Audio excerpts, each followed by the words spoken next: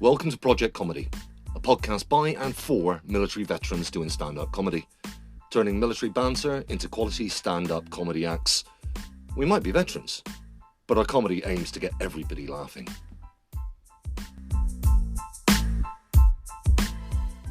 Brace yourself, people. The Project Comedy Posse is back once again. Yes, I know it's been a while, but life, health and friends and family, special events, etc. all got in the way. And the only way to be a healthy comedian is to ensure that your well-being comes first. And us mental few use comedy for our recovery. And guess what, people? Recovery can be funny. So what's the subject for our mental ramblings in this episode? Well, Project Comedy did a first. Project Comedy was the first ever military charity, thanks to our parent organisation, Project Recce, to put on a full-length stand-up comedy show at a UK Fringe festival that was not only written, produced and performed by military veterans, but all the admin behind it. Yeah, we had the support of a professional in the background, the love of the ever-amazing Laughing Horse comedy, but us veterans did it. We wrote the sets, we did the tech, we made the bookings, we created our own graphics, we did our own social media and flyering, secured our own accommodation, ran our own door, and even became our own master of ceremonies. We even did our own cash handling for the poor fools that wanted to pay us for the laughs we gave them. So we took our show, Gags Army, to the Brighton Fringe Festival, got an audience, made people laugh, and we learnt so much. And that's what this episode is all about. What was it like? What did we learn? What would we changed? What worked? What failed? What fears did we discover? What successes did we realize? Plus, how would we advise somebody that's about to take part in their first Fringe Festival to prepare, perform, and get the very most out of it? Hence, in this episode, we have the input from the three of us that were performing for the first time. We've also joined by another veteran that's about to travel up to Edinburgh to take part in his first ever Fringe as a stand-up, so he can ask us all the juicy questions. So, time for me to introduce everyone. I'm delighted to be joined by the man that can't get blood out of a stone, but can get his front row to buy a McGuinness before the show starts, and that is the one, the only Mr. Gabriel Murphy. The man that thought that the Blue Man Group is an outfitter, Mr. Jamie Johnson. And new to our podcast is the veteran starting out on his stand-up journey to recovery, who can create his own biohazard exclusion zone on any form of public transport, Adrian. And I'm Jay Saunders, the stand-up comedian whose face is less attractive than his assistant's dog's arse. How you doing, guys? Super duper. How are you? All good, mate. Now, before we get into the meat and potatoes of the actual episode, Adrian, introduce yourself. What's your background and how did you get into stand-up comedy? Background, ex-Royal Navy, a few other bits and pieces. I've now been working for the British Legion for about the last 10 years. There's a lot of recovery courses going on, but they're all normally sports related. And my issue is I've got a cardiovascular disease, which means that it doesn't matter if I'm pushing myself in a wheelchair or if I'm walking. Either way, I'm going to get out of breath. So there wasn't any actual sort of course that I could go on. And then I saw this one, which was for comedy. Great. It was something that I could actually take part in and try and work on my mental health. So it was a stand-up comedy course run by the Royal British Legion? Yeah, it was run by the Royal British Legion at the Battleback Centre in Lilleshall. It was a 5-day residential course. We had mental health workshops and bits and pieces, but we also had 2 professional comedians who were there assisting for everybody to write a 5-minute set and to actually end up at the end of the course to perform that set. And there's a good excuse to name drop. Who were your professional comedians that were helping you out? The leader was a lady called Janice Connolly. She does a character which you might have heard of called Barbara Nice. She was on the X Factor and a few other bits and pieces. And she got awarded a BEM in last year's New Year's Honours Awards for services to the community, because she runs a lot of comedy courses in the Birmingham area, especially for predominantly women and other people. She does a lot of theatre work for them. And we had another lady, Annette Flaggan, and she is a lovely fireball of a lady who performs at the Top Secret Comedy Club in London and a few other bits and pieces. She's been on the circuit for about 15 years, but she was a powerhouse. So we had both of those there who were on all the time. So it was, yeah, it was good. It was a full-on week. And it's so rewarding, isn't it? Back up of pros when you're learning this stuff. Yeah, no, it was a very good week, right from day one. It's we've been so lucky with Jay Sodegar, with the Laughing Horse. It's been brilliant. Yeah, and they've both been really supportive. So, and the one thing that she did stress was that amongst comedians, there's always a great camaraderie and less of competition. And actually, since I've been trying to delve a little bit, it's always seemed that way, that everybody's there to try and help you, not hinder you, which is a great platform, especially where you're looking for a safe space to help yourself. It's absolutely amazing when that comes through, and that's what I found at the circuit. I would say that there's only one place that's not necessarily true, and that's sometimes in competitions. Sometimes it can get a little bit competitive in there, but obviously the really challenging one, which is gong shows, because gong shows are so different because the audience are in charge, not the comedian. But no, I love being on the circuit because nearly every comedian I work with will go, love that. Have you thought about polishing this? Maybe you want to trim that. They're always there with constructive criticism rather than be there to just tell you you're no good or tell you to get off the circuit. They're there. They want other acts to perform with. I love that part. Okay, let's pretend we're real comedians and we end up dealing with things that are in the public eye at this precise moment. So I've just put down 3 things we can possibly see if we can find some humor in. So we've got to address it. The Hugh Edwards situation. Anybody got any takes on the Hugh Edwards situation? I think he's more annoyed that his missus is aggressive. Why was it his wife that outed him? I think it was because it came about on social media and everything like that. Like, so basically everyone sort of like just narrowed it down to who it could be, and then they just like rifted everyone that it could be. And then obviously the people who it wasn't was like, you all need to do something about me now because, you know, I'm getting harassed over nothing. I thought it was quite ironic that it was the Sun that reported it, the same Sun that spent 10 years paying 16-year-olds to get their tits out on page 3. I love the double standard of the Sun. I think that's where most of the comedy has to come out of this. You know, there was one organization that loved outing people, but this time they held it all back, allowed loads of other people to be defamed. They've taken the side of the mother and father of a known crack addict that isn't speaking to them and have effectively destroyed many people's lives. That's where we can find the humor, because let's be honest about it, the police have turned around and said no criminal activity has taken place. We've seen loads of jokes about Hugh, but to be a unique comedian, maybe that's the bit we want to take the piss out of, is the way the media have handled this. I would say it's the full-on double standards of it. I mean, it really bothers me that you can be that like weird about some things. It's like, Jesus Christ, he's doing his own thing. It's like, as long as it's not illegal, I don't really care. You know, Bill Clinton getting his end away with that Monica Lewinsky. Couldn't care less. It's all fine and damn. You know, couldn't care. I don't care what you do, what you watch, as long as it doesn't involve kids. You know, I'm pretty much fine with everything else. Well, animals. I just found it amazing the way the media handled it.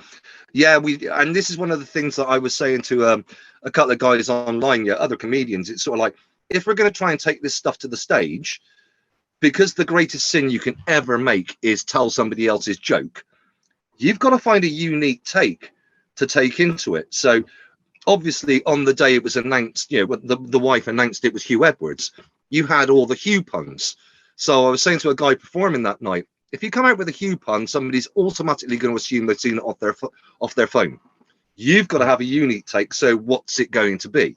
Did you, Gabe, I don't know if you saw what Jay Sodegar put up on his Facebook profile. He turned around and goes, so Hugh Edwards has been holding the truth back from us for a while. Does that mean the Queen isn't really dead? I thought that was a really interesting take to go forward, going, right, holding back the truth, maybe the Queen. That's a unique take. That becomes new original comedy. That's the way we play it as comedians, rather than going for the instant pun gag. I think what's annoyed me the most is that the whole Brexit side. I mean, I portion everything down to Brexit. My missus has got a cold at the minute, and that's because of fucking Brexit.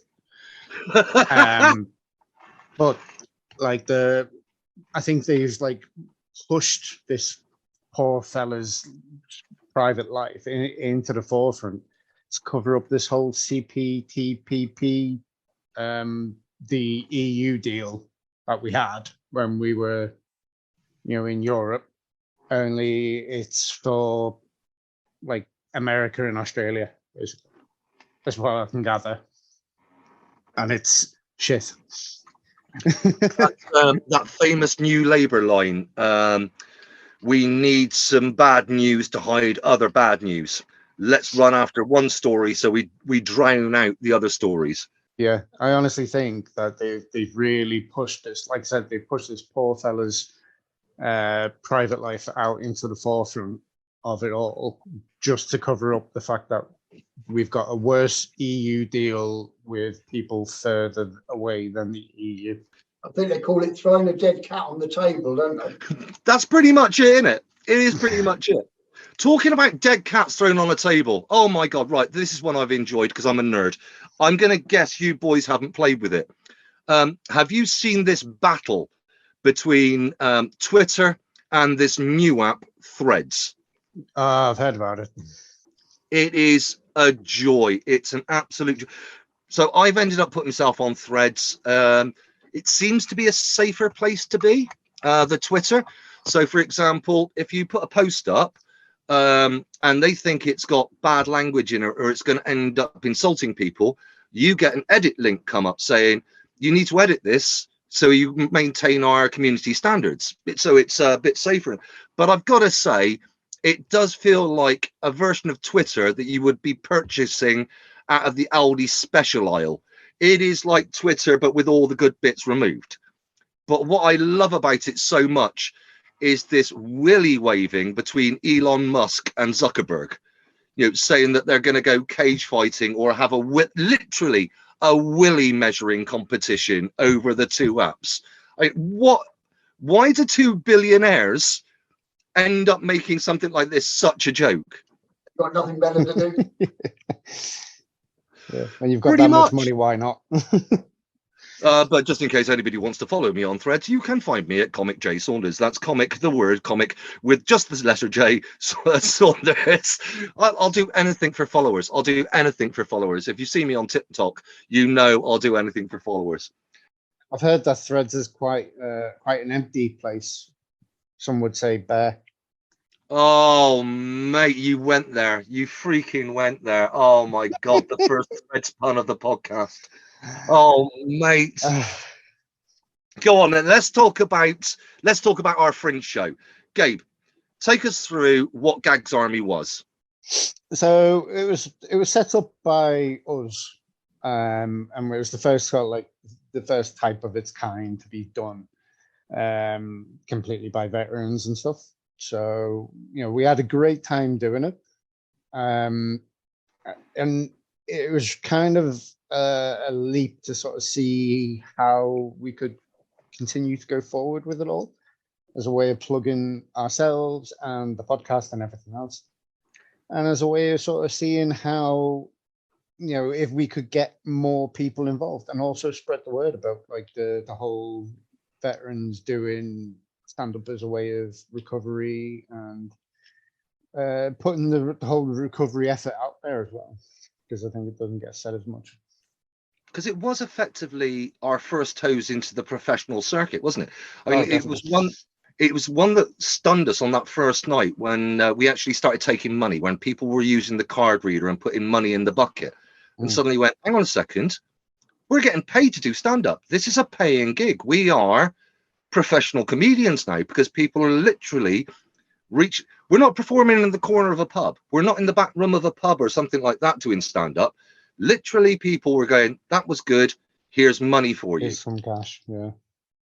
And yeah, okay, so we were there as a charity, but it took, I mean, I loved those the second night, mate, when we had those lads that just walked in from the street. They were absolutely skint.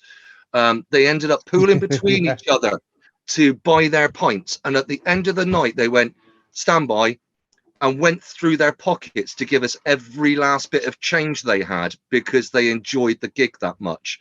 It Yeah, man, I was, love that. that was crazy that, you know, these really poor young students went, "No, no, no, we enjoyed it so much, we are going to give you what little we've got left." That was really a bizarre place to be in. Meant a lot, that bit. And to add to what Gabe was saying, you know, yeah. So Adrian, you're going up to Edinburgh. You're performing with Recovery through comedy with the Royal British Legion. We had a slightly different take to it. So it was to find out if Project Comedy, us as individual comedians, and our message could go forward. So every last part of this was organised by the veterans. Everything from doing the bookings. Ladies and gentlemen, if you ever make a Fringe booking, stand by to be killed by the internet. To do the Brighton Fringe, it was a 16-page web form I had to fill out to do it. And you did it very well. Thank you very much, Dave. Thank you very much. Because you wouldn't be fucking doing it if it was down to me. We wrote our own scripts. We came up with a title for the show. I still love that we called it Gags Army, and we were using sort of like a tribute to the Dad's Army logo to advertise ourselves. We had to go out on the street, do all our own flyering. You know, nobody was booking in. We didn't have an outside agency promoting us and what have you. Everything had to be done as though we were, well, what we were, original new comedians randomly turning up at a Fringe and making a show happen. The first question I'll ask you, Gabe, is how did it feel going from, say, a 5 or a 10-minute set, knowing that, just for your information, Adrian, you know, when we talk about a full-length show, that is a minimum of 50 minutes. So normally at a Fringe festival, you get 55 minutes to make your show happen because you've obviously got to get out of the room. So a 50-minute show suddenly makes you a full-length show. So we split it between the three of us. We also had dear old Jay with us, but moving to a 15-20-minute set. How did that feel, Gabe? It was fairly terrifying because I was probably the most inexperienced out of a lot of us. Like everyone else had done way more, you know, more gigs than I have. You've done more gigs than I've had wanks, but you know, Jamie had done more than I had, and he's put himself out there more than I had.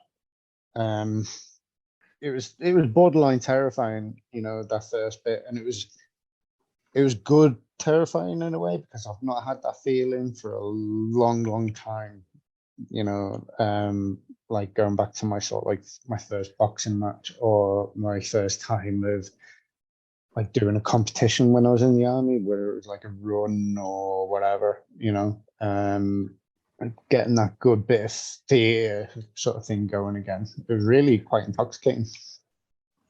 Because I found it a real challenge to learn how to structure my set.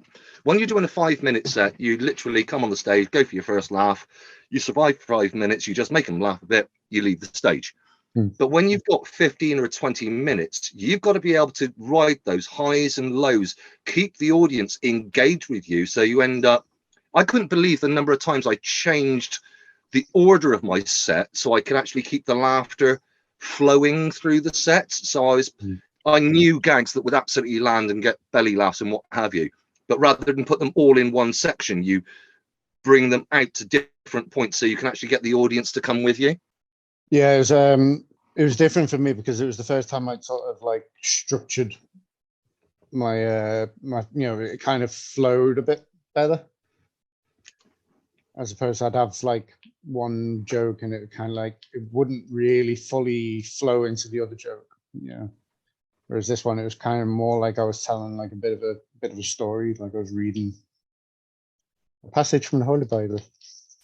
But this is where we discovered that you've got a skill set that I massively lack, and I'm not going to say it was a PTSD trigger, but it was a massive anxiety trigger. And that was, so we have, okay, we had travel problems getting there. You guys got caught on the motorway.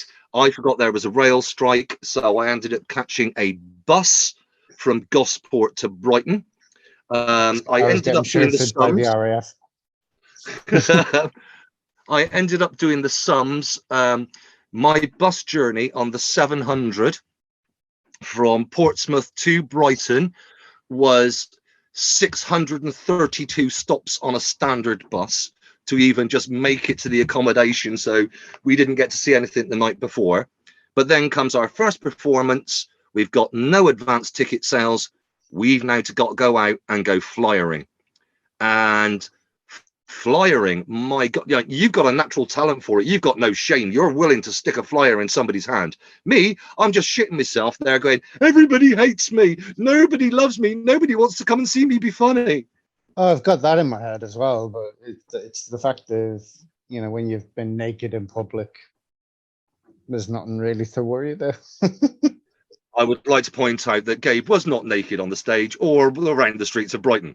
If he had been, we would have had more of an audience. Yeah, come and see the freak show. And then we saw the joy that was Jamie. So to give you some background of what happened on our first night, Adrian, it was a miserable night. It really was a miserable night. Not many people wanted to come out and play. So when we actually got our room, I think we had maybe one or two people actually come into the room. Jamie then went outside, ran around the pub with flyers. So this pub we were in, the Walrus in central Brighton, just off of the seafront there. It's on 4 separate levels. So he's running around with flyers going, free comedy, free comedy, free comedy, as we are trying to get an audience. Gabe, on the other hand, just grabbed hold of a chair, sat at the front of the stage, and he said he was just talking to him. No, he ended up doing a full 10-minute improv set to the 2 people in the front row. I was just having a laugh with him. That's all I was doing. But the bit that still staggers me is Jay Sodegar, who was going to be headlining for us that night, turned around and went, Jay, let's just go for it. We're starting to get some people in the room. And went, we can't start. And he went, why not? And I went, because Gabe's just sent the front row out to go and buy him a pint of Guinness. Before we start. No, hang on. I didn't send them. They offered. And they were the 2 nicest people in the world, 2 bus drivers. If you're listening to the podcast, please get in contact. You were the 2 most delightful people. But it was then, go on. So you were the first act on, Gabe. How did it feel? Shock of capture to be the first act on a first night. Like I said, it was, we were all really pumped up. We were really excited to get down there to do it all. And, the initial sort of expectation was a bit of a letdown because I was expecting more. And I suppose if I go and do another one of this now, I suppose my takeaway would be to have no expectations. I'd probably expect to have nobody there. And then anyone who does turn up, then it's a bit of a win. So I was really let down. So then I was just after having a laugh with the ones in front. I got in and I just completely forgot what I was doing at the time. And then it was like, oh Jesus, I've got to do this now. I kind of set myself up for doing nothing. And then we were actually, oh shit, we've got to do it. So I think that's going to be an important takeaway for you, Adrian. When you're up there, it's the nature of a fringe. It is the nature of a fringe. You're really fortunate. I understand that 2 of your performances are almost private performances because you're doing something for one night for the Scottish government, and the second night, are you doing it for Blesma or something like that? It's on the first day. So that actually dress rehearsals, they've actually opened it up. So the first one is anybody from Blesma is going to be there. Brilliant. So one of the gentlemen on the course. And then the full dress rehearsal, we've got people from Poppy Scotland and the Scottish government coming in as audience for the full dress rehearsal, and then we go into proper profit mode. And then you've got to realize how many people you're competing against. You know, you've got thousands of shows. The standard Fringe attendance is 3 people. So do not be surprised if on your first open night, if you end up with 5 people in your room, you've won. You've won. The one I've discovered in my time on the stage, your magic number is 10 people. If you've got 10 people or more in that room, they laugh. 10 people or less, they don't tend to. But the joy you've got is you've got a lovely support network of other comedians and people supporting you for it. Get them all sitting in the audience so you've got somebody to perform to. But do not be disappointed if you only get 5 people in that room. This is actually showing your mettle as a comedian. This is showing your mettle as a performer to actually go into a room and perform to next to nobody. We had that on our, was it our second night, Gabe? Where I think we started off with about, I think we ended up with an audience of about 12. But by the time we got to me and Jay performing, I think we had dropped to about 3 people. Yeah, you know, it just wasn't for them. But the other 2 performances, we had well over 25 people in the room, which you've got to turn around and go, there's your win. That is the nature of a Fringe. You will get quiet nights. You will get quiet audiences. Yeah, the funniest thing was about that second night as well was the old veteran fella and the guy who'd been on performing beforehand. I think we'll use the code phrase, our colourful friend. So on the first day, that sounds a little racist. No, he was a white gentleman. During the day we did our first performance, we went into town to our own venue to go and watch Pick of the Fringe. It was supposed to be Pick of the Fringe Child's Edition, and this gentleman performed. I call him my colourful friend because he names himself after a colour, and I do not know what he was doing in front of children. I don't even know how it could be classified as stand-up. One of his lines was, what really makes me happy is pooing in strange places. That he thought was his killer routine. That evening, he came in to see our show and brought a veteran with PTSD to come and see us. So fair play to him. He brought somebody with PTSD to find out comedy for recovery. But then he made the comment of, is this really comedy, and left, because we were getting laughs and he didn't get laughs during the day. It was the most bizarre thing to go through, that he was effectively jealous that people were laughing at our stuff, and because he didn't get laughs, he went, well, it can't be comedy then. It was a really odd place to be. Did he fucking say that? Cheeky cunt. That's a polite way of putting it. I was going to stand up for him then and say, like, come on now, be nice to him. He's all right. Well, fuck right off now, cunt. Can I ask a question? Yeah. You're saying earlier about the audience and the recovery aspects of comedy and running a comedy show.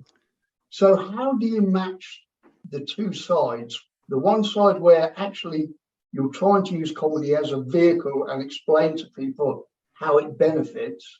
And on the other side, people don't come to comedy shows to hear woe stories. They come to be entertained and laughed. Oh, so God, that's a beautiful question. I love that. How do you match and get your message out, but at the same time, run a comedy show where people are coming to be entertained? They haven't come to hear about your leg falling off unless it's funny.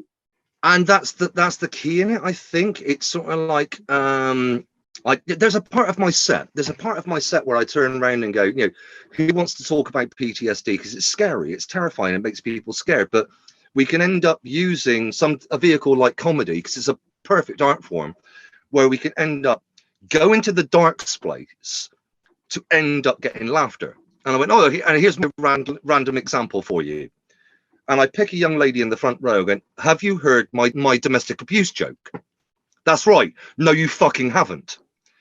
Everybody starts laughing at, no. So what we do is we take it to the dark to find the laughter. So the vast majority of my set is about living with PTSD and the crazy things it makes me do. So it's a bit about understanding, but it's always finding the humor. I mean, I loved it in your set, mate, when I was watching you the other night when you ended up doing your virtual gig for the Invictus crowd. And you talked about, and that's why I put it in the intro, mate, that you can generate your own exclusion zone as a biohazard because you've got pulmonary chest problems that make you cough a lot and everybody thinks you're infecting them. We end up finding those moments of humor to end up explaining our conditions. It's never a woe is me. It's never feel sorry for me. It's actually proving the point, like we did in military. We lived in horrible stuff, but we could always find the funny side out of it. And taking that funny side to go, I'm still enjoying my life. I think all, Gabe, would you say all three of us sort of like play it in that way? Oh, definitely. I played on my friend's suicide, effectively, and I joked about suicide, saying that I was like, I attempted to hang myself at one point. Obviously, it wasn't successful, but turns out I'm just a fat cunt who's into autoerotic asphyxiation now, and it was the weirdest and best wank in my life. And I think that's the point of stand-up, is we suddenly get a voice to talk about dark stuff, but as long as you've got your punchline rate up, people will laugh along with you. And just before we go into a little break, let's share out the story of what happened on that first night. All three of us talked about our imposter syndrome, our PTSD, our anxiety, our OCD, what have you. All three of us went through all of this crap and explained what Project Comedy was, but we had them laughing all the way through. The end of that evening, and I'm not joking about it, we were kidnapped by the audience and two professional comedians. And they were taking us away going, nobody's told jokes like this before. I now know more about PTSD, OCD, imposter syndrome, anxiety, what it's like to be in the service. And I was laughing my tits off, but I now think about it in a different way. And it is that moment of being unique. But I think the most important thing is those two big bits. Connect with your audience so they're on your side. They want to be with you, and get your punchline rate up. As long as you're constantly making them laugh, you can tell them whatever the hell you. We've got this motto in Project Comedy: there is nothing you can't joke about. It's only, we would turn around and say there's a limit if you're trying to cause harm to somebody else. If you're saying something and you mean it and you want somebody to be hurt by it, that's not comedy. If you can actually be chucking out humor that's actually bringing them along for the journey, you can talk about anything and they can understand you more. Does that sort of, am I even answering your question, Adrian? No, but you're having a great time. I think I got the most sympathy out of everyone, though, because I've got a ginger stepkid. No. Your ginger stepkid gags are brilliant, absolutely brilliant. What we'll do for 2 seconds is we'll give you a little link now, showing you how you can join in with us on Project Comedy.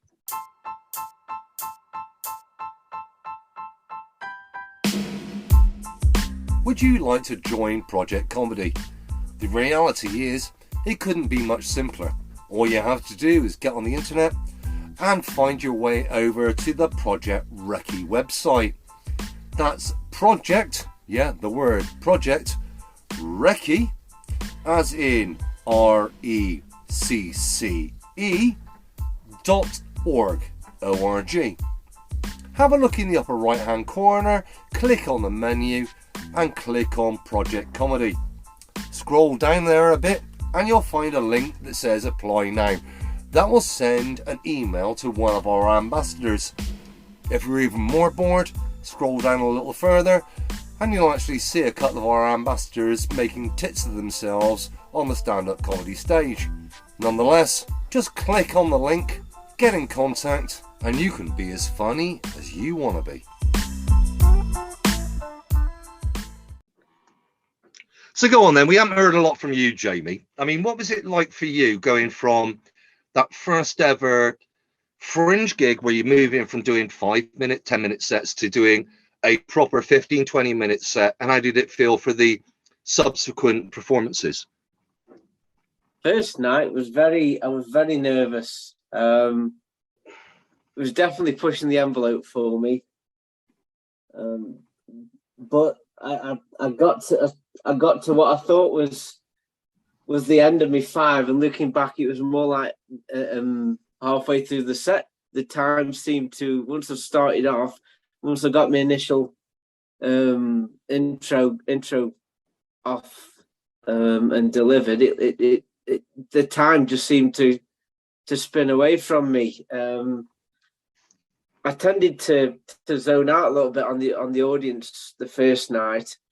Tried to sort of concentrate on me delivering the material, and waiting for the laugh. The feedback kept me going. I think that was the.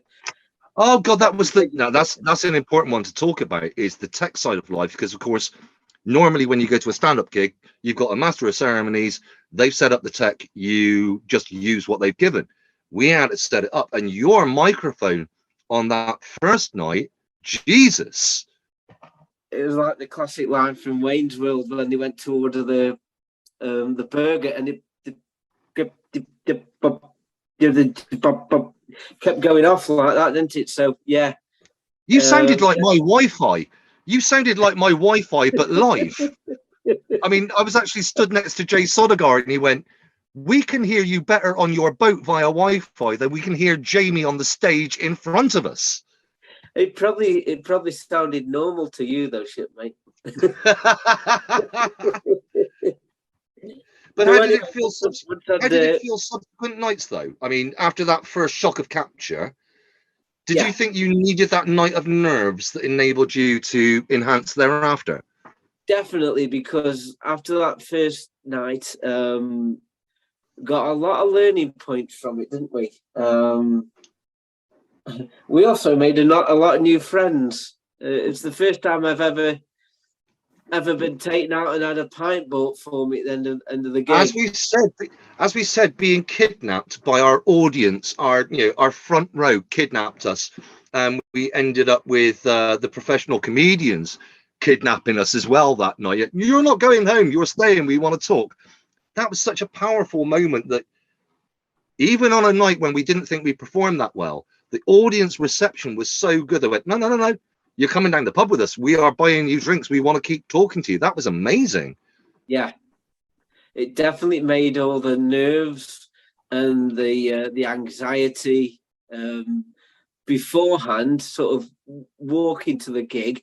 That was quite cathartic for me, actually. Coming out of the accommodation and having the walk down towards the seafront and getting to the venue, I could feel my nerves building up. But once I got into there and sort of got on stage and started delivering, got the shock of capture over and done with, yeah, it was definitely gave you a buzz.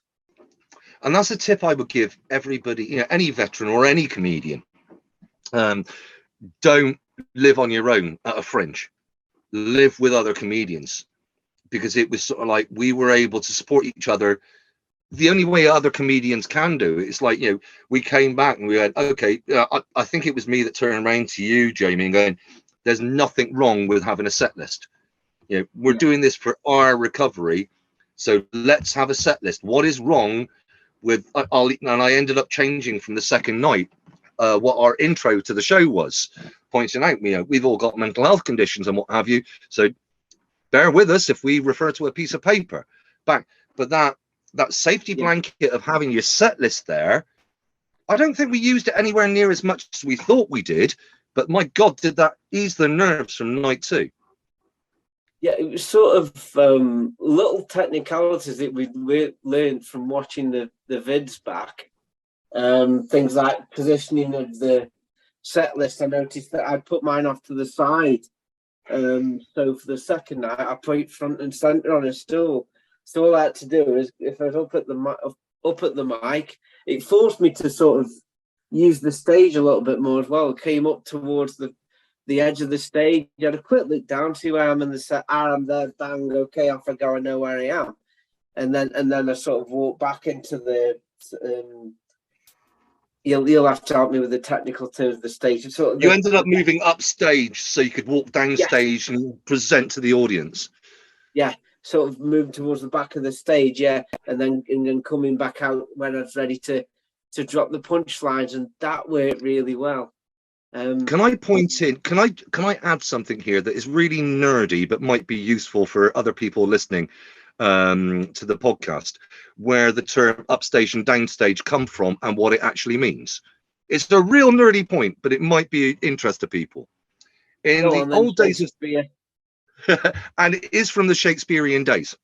So the audience all used to sit on one level. Okay, so if we look at the globe, they're called groundlings. They all stand on the same level. So how do you see them on the stage? Well, the stage was something called raked. So it was actually on a slope. So the front of the stage was low, the back of the stage was high. So that's why it's called to walking upstage. So the further back you go, you walk upstage and you walk downstage so you can see every one of the actors.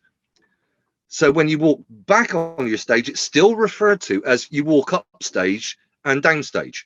So now maybe that'll be of use to people. It's sort of like there you can get, and this is something I loved about your two performances, the way you changed from night 1 to night 2 to night 3. Jamie, you were so willing to go upstage and downstage to bring in the emphasis for a punchline or bring in aggression. When you're doing the aggressive bits, you were right in front of the audience. When you're doing the passive bits, you were at the back of the stage and giving them distance and what have you. And then Gabe, because of his engagement with our two lovely bus drivers in the front row, suddenly discovered that he's reinvented what Jasper Carrot did. Just sit him on a bar stool in center stage, front stage. That's where he needs to be and commands the audience just from a bar stool. That was absolutely epic. I love how you think that I planned it out. It's just because I'm fat and lazy. But it worked when we ended up watching it back that night in the accommodation going, but Gabe, this is you. This is your character. That's what your comedy is designed to be delivered around. Again, I love how you think that I planned it. And it definitely helped, like you say, having the three of us in one place, just to pick each other up, if nothing else. If we're having a wobble, you got your two mates there saying, we got this, guys. Yeah. Practicing your set. I mean, just jumping forward a little bit towards the evening of the third night, I'd got my. I don't want to sound boastful, but I got my set off pat up until my new material. You know, I'd added a little bit of new material at the end. Yeah, and from that, from this first night to that was like night and day. You know, it's like night and day. That's my takeaway moment, you know, sort of moment for me, is realizing that in a relatively short space of time, how much of an improvement I've made. Yeah, I couldn't believe the routine we fell into of, and we did the right thing. We did exactly the right thing. We performed it and we recorded it. We got back, we watched it back. We all did not only a self-critique, and this is why I think it's vital that you live with other people when you're doing a Fringe. We were actually being lifted up by the other guys going, for fuck's sake, no, you thought that was a bad set. Actually, it was great. Look at the laugh you got here. Look at the laugh you got there. Look at the laugh you got there. So lifting us up back from our own negativity. Suddenly you wake up the following morning, shit, we've got to get ready for the next show. And it's hectic. Yeah, you're only on stage for 1 hour, but actually that 1 hour in those 24, you don't have a lot of time just to perform for 1 hour. You have to get yourself into a really quite dramatic routine to do a Fringe festival. Yeah, agreed. You guys picked me up so much. I mean, like I really overanalyze and overthink everything, and I'd have been a mess if I hadn't have had you two with me. So thank you.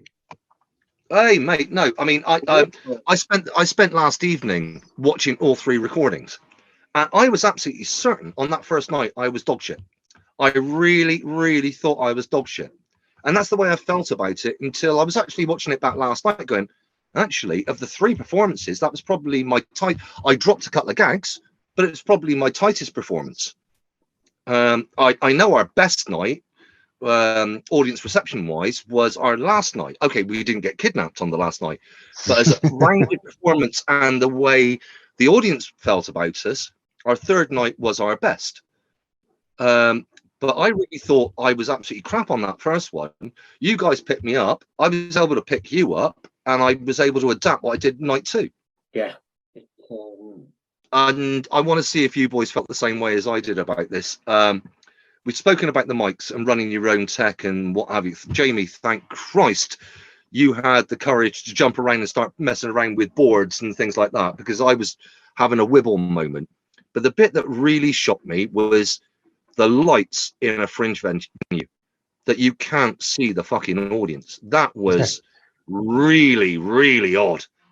Yes, but it was only from reviewing the night before that we realised, okay, that's what we've got to change. Yeah. Yeah. You think, every other gig that I've done before, I could see everybody in the room, with one exception. That would be when I did the semi-finals of South Coast Comedian of the Year. I could see maybe the first 2 or 3 rows, but in that venue where everybody sat on the same level, I could only see the knees and below of my front row because you're just being blinded by the lights.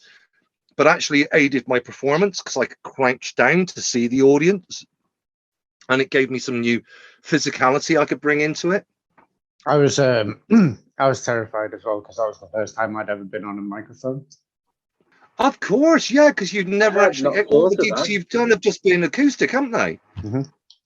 Learning mic skills is, it's not something we've ever been trained, but I've learned it taught me a couple of tricks. After that mic failed on Jamie on night 1 because it was a loose connection in the microphone, I learned that to loop the cable back on itself and hold my microphone that way so that the mic connector never wobbles. Number 1, I felt more comfortable holding the mic, but secondly, I knew that the connection was never going to break from it. That made a difference. And realizing that you don't have to shout. The fact that you can bring that mic closer to your mouth and go deeper in your tone of your voice, you can sound far more aggressive than you would just acoustically. I really love picking up those 2 points from doing those shows. I'd say one learning point from getting to the venue was don't give the officer the map. Did I get us lost? I took us on the most direct route, but it did mean a number of changes in direction we had to take. I never once got us lost. Okay, Jamie's route was longer, but it was simpler. The one I enjoyed from this was the thing I'm terrified of doing is crowd work, and suddenly to watch Gabe do crowd work was fucking joyous.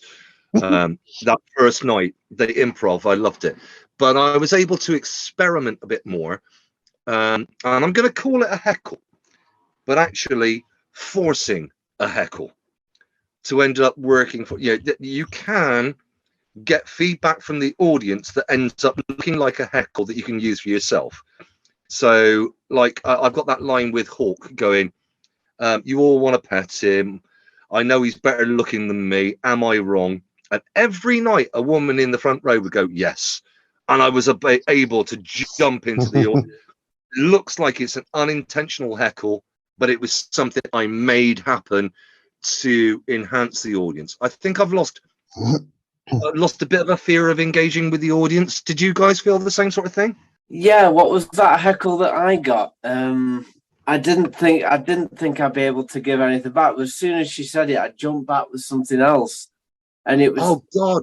Yeah, I remember it because we all went, "What the fuck has just happened to Jamie Johnson? Who's taken over his soul?"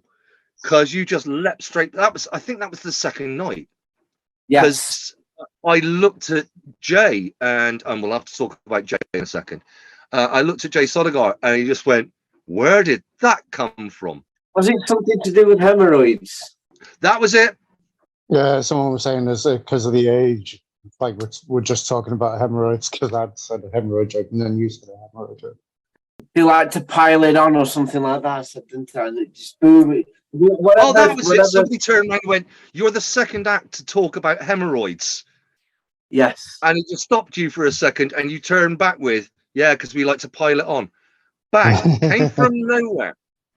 Came She didn't from come back with nowhere. anything else, did she? We've got to have a laugh at Jay Sodegar's expense. Jay had his shortest ever stand-up gig, thanks to our first night. It turned out it was a misunderstanding. We had a slightly late start, but we didn't think it was going to be a problem. We were last show of the night, and just as Jay took to the stage, the venue management came into the room going, "Shut down now. Shut down now. We've closed the pub." And I think Jay got what? Maybe 3 minutes of stage time? Yeah. It was ironic that the professional out of the gig got the shepherd's crook. Watching his face when I went, "I'm terribly sorry, Jay, but I've been told you've got to stop now. They've closed the venue." And the look on his face was, "What the fuck? I've just watched these three Muppets I've been teaching, trying to make a show happen, and you're taking me off just as I'm getting good." This is just as he started as well. 4 minutes. So he did perform for us on the second night, Yes. to the smallest audience we ever had. I think we were Can left we with talk those. about the size of the audience on the second night? Yeah. Well, I It was was going to compact and bijou. Well, it didn't start off that way because we had our colourful gentleman and his PTSD friend leave. So did Yeah. we lost the couple from the right hand side. But we had those three delightful lads that emptied their pockets to pay us something at Yes. the end of the night. And Jay was basically playing to you and me and these three broke students. But it was great to see Jay, a pro comedian, still make a room laugh when there's only three punchers in the room.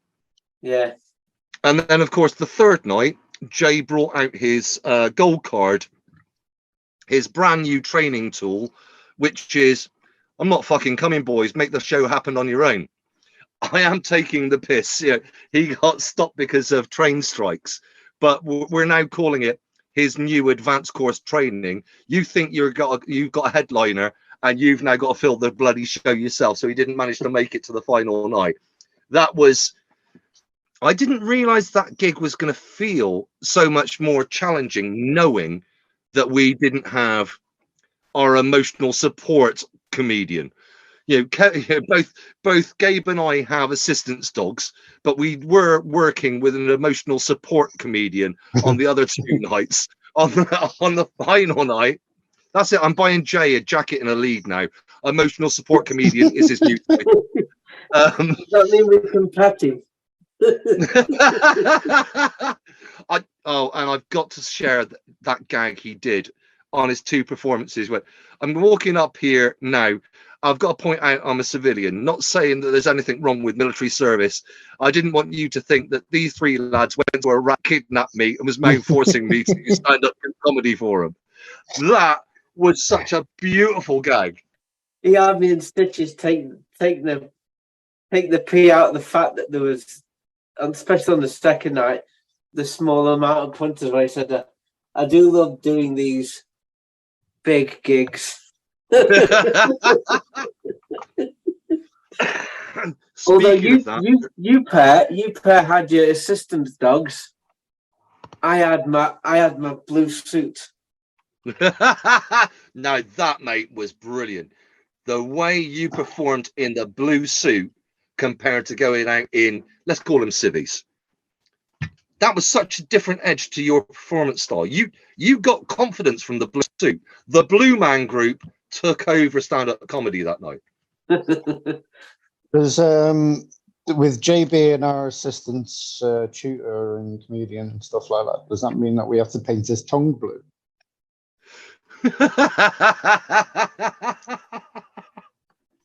But there is another story that needs to be told. There is another story that needs to be told, and only one person can tell it, which is Gabriel Murphy. Okay. About, we talk about the fact that we support each other as comedians and what have you. So when we went to go and see Pick at the Fringe, Gabe, how did you support somebody that day? I saw this this youngish fella, looking a little bit terrified. I was talking to himself, going through setting his head, really stressing out about things. And I thought I'd be a good fella and just go over and say, "Hey, mate, are you on next?" And, yeah, I am. Yeah. I got, don't worry about it, mate. Honestly, you've got this. You fucking sound. You're great. You'll be grand. Won't be a problem with you. Don't worry about it. There's only fucking Nick Coppin, wasn't The fact that Gabriel Murphy ended up hugging this guy to give him confidence to get on the stage, that is the professional comedian Nick Coppin, one of the major signings of Laughing Horse comedy, because it's all right, mate, you're going to be brilliant. And the fact that that night Nick was one of the pro comedians that kidnapped us and took us out for the night. It's just sort of like, if you're going to do it, Gabe, you've got to do it with style. Oh, big time. I'm nothing if not consistent. Constantly a fucking dickhead. Not that we're going to wrap the episode up just yet, but if you could do it again, what would you do different? Not give Nick Coppin such a fucking such a boost. But go on, seriously, what would you do differently next time? Let's say we could actually find the money and we could go to Edinburgh next year. I'd let somebody else do the flyering. I'd do the whole fucking thing again, mate. I can now see the value of having somebody do the flyering for you if you've got a mental health condition, because the flyering is emotional. You think standing on the stage and waiting for a laugh is emotional. Actually standing on the street and people just going, no, not interested, and potentially swearing at you because everybody's flyering and they're fed up of it. Oh. They're not being rude to you. They're just fed up of what the environment is during a Fringe. It is, everybody's bombarding with flyers. But for me, it was emotionally too much. I think what I would do is I would overwrite my set, overwrite my material, and then so say I'm doing a 20, I'd have 25 minutes down so I could trim back rather than feeling though I was trying to stretch. I think I'd sooner go with more material than go with just enough. I think that's one of the big ones I've learned in myself is sort of like, just in case I have a mental blank, say the PTSD kicks in, I dissociate slightly on the stage, I've still got more I can run with. Especially if you're not comfortable with crowd work like me at the minute. Having just enough material to perform restricts you so that you. In a way, it was good because it kind of forced me to interact more with the audience, and especially on the last night, that definitely paid off in full. It was brilliant. The first two nights I struggled, but I got progressively more confident the more gigs we did. I think if we'd have done a week, by the end of the week, we'd have all been nailing it. Mate, if we could have done a week, that would have been epic. But I think that was too much of not only a logistical, but a mental stretch for that one. But I now look back going, 5 nights would have been perfect. 5 nights would have been absolutely ideal. But that's retrospect. And the other thing, again, this isn't necessarily on the performing side of life, because we now realize I've learned so much more about the business. I've learned so much more about the business, how advertising and tech are so much part of a gig performance. I wish we could have had somebody there doing our door for us, just so that we could be mentally preparing ourselves to not only get on the stage, but also to exit in the right way. If we had had somebody dedicated to doing our door, I think that would have helped as well. Yeah, I'd have liked to have done two gigs a night. Really? Yeah, I'd really like to have done more. I suppose that's something that would be, I'm not going to say easier to achieve in in Edinburgh, but getting guest slots on other people's shows is more possible. That, if you actually perform well at Edinburgh, you can link into another show and you can do a highlight reel of what you're doing that night. So yeah, I think that would be useful to be able to go out and advertise your show and pick up your skill set by being able to expose yourself to different venues. The other thing I would like to do in future is I would like to have got out and seen some more comedians. I know I was in the shock of capture this time, but I would have liked to have gone out and seen what other people were bringing to the show around the rest of the festival. Yeah, definitely. Yeah. I'd like to have gone like down like, I mean, obviously, money not being a question. Like, I'd like to have been down there beforehand and probably after as well. Yeah, Like a bit before and a bit after, seeing what the crack was. But yeah, I'd like to have done more gigs on the same night. Like, because then you can get a different venue and see what the crack is there. Okay, so let's wrap up with my big question then. What did you discover about not only being a stand-up comedian, but yourself, about your recovery? What, after doing Gags Army, did you discover about yourself as a comedian, a person, and a performer? I'm not very good. Shut up! You're bloody brilliant. I'd say you found your form. Like we mentioned earlier, just get you on a bar stool, sit you front and center of the stage. That's where you come alive. Yeah. Me, I need to wear a suit. It's like my Kevlar, and that it gives me a little bit of extra confidence. It's like with me, I've now realised how important it is to get that first decent laugh in early. I know my first ones can just start tickling them, but we all know my blackface gag.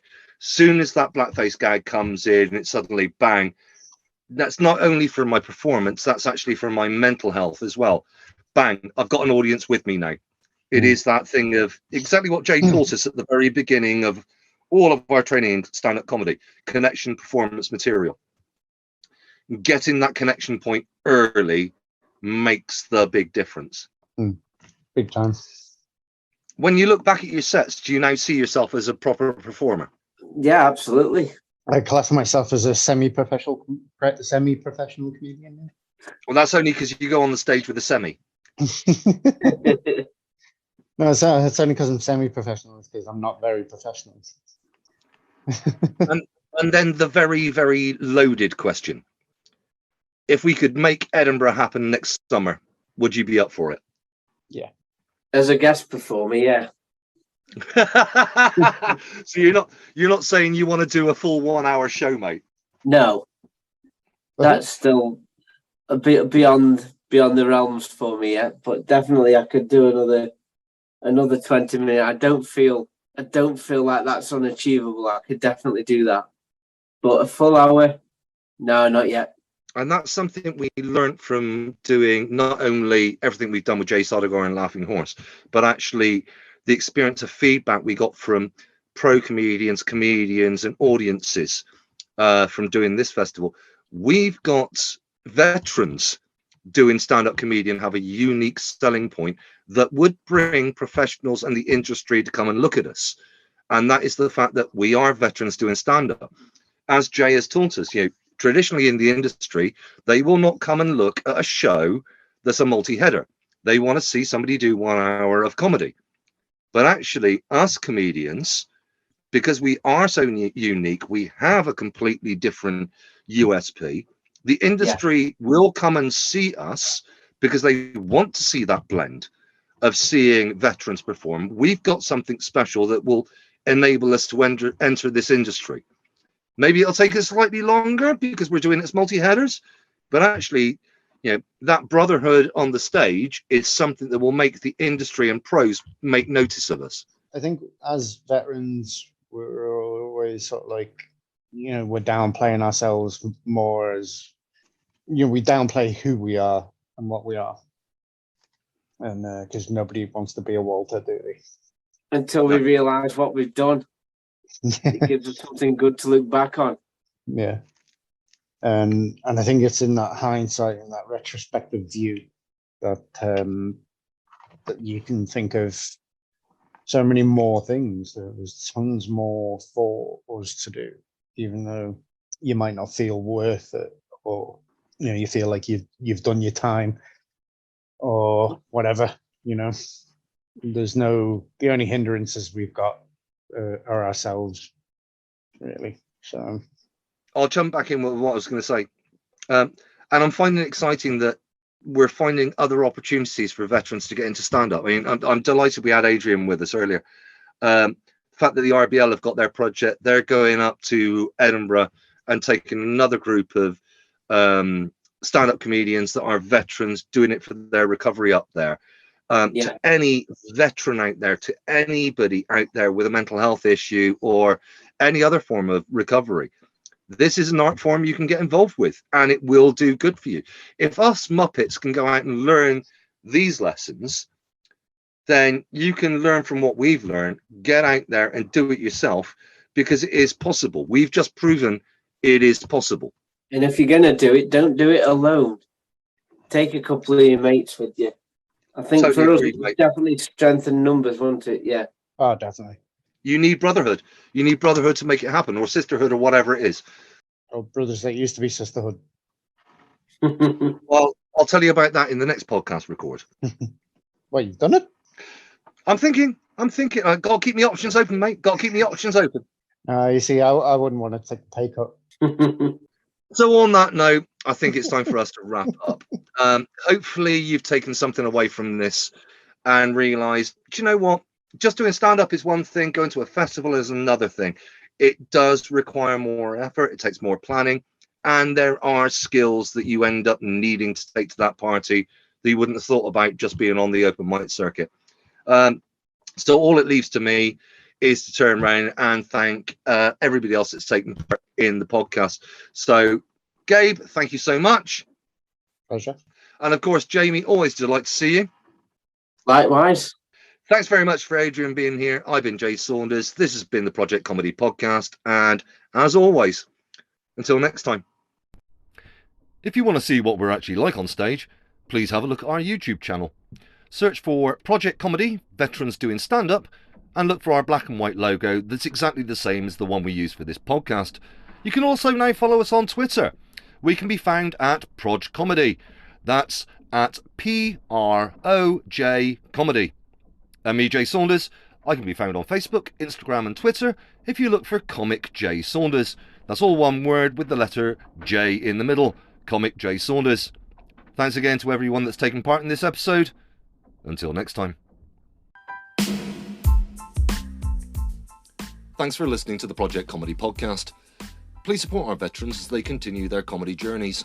To find out more, including gigs our veterans are doing, please search for the Project Comedy group on Facebook, where you'll also find links to Project Recce, the veterans charity that makes Project Comedy possible.